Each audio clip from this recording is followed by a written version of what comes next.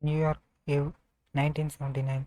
Mariana Pensulency clinked glasses with the man sitting across from her. Together they toast the new decade, which suddenly seemed golden with possibly. Mariana, a 32 years old New York based admin assistant, was vacationing aboard the Cunard Countess ship.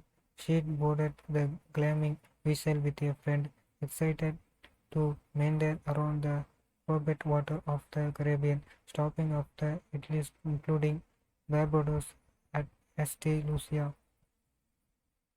And with the destination were beautiful, the trip had taken an expected turn, and Mariana's focus was not on the sunset or the sandy beaches, but on the man sitting in front of her who was screaming. Sick leave was for her after her evening spent trusting in the advent of 1980.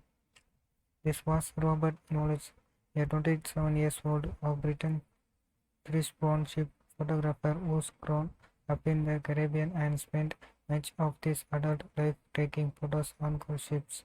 They've only known each other a few days, but both Mariana and Robert felt a strong connection. The only issue was she lived here and worked in the United States and lived and worked offshore. Neither of them was yet in the connection world oldest the Voyager, but the disparate wanted it to.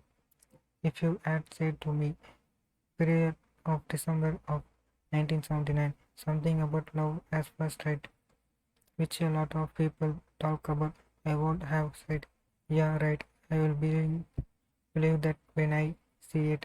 Mariana tells, reselling the events of decades ago. Well, I saw it, I experienced it, I think we had a connection right from the very beginning. On border encounter, Mariana boarded the London Countess at the end of December 1979. She was vacationing with a good friend, Canadians, and the two women had left New York early that morning. Joining the ship is Puerto Rico. They felt tired and a bit disheveled when, as they stepped on board, a man with a camera was at the and asked them to smile for a photo. Mariana just launched. Why would I want a particular moment documented? She remembers thinking. A man with a camera was Robert. He had just transferred to the contest for a scene on Uncrowned most famous ocean liner, the Queen Elizabeth II.